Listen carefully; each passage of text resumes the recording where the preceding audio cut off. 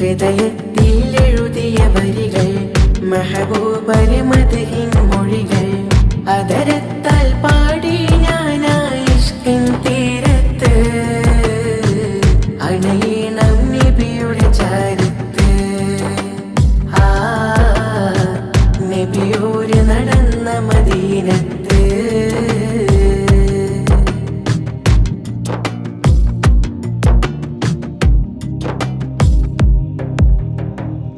ലോകത്തില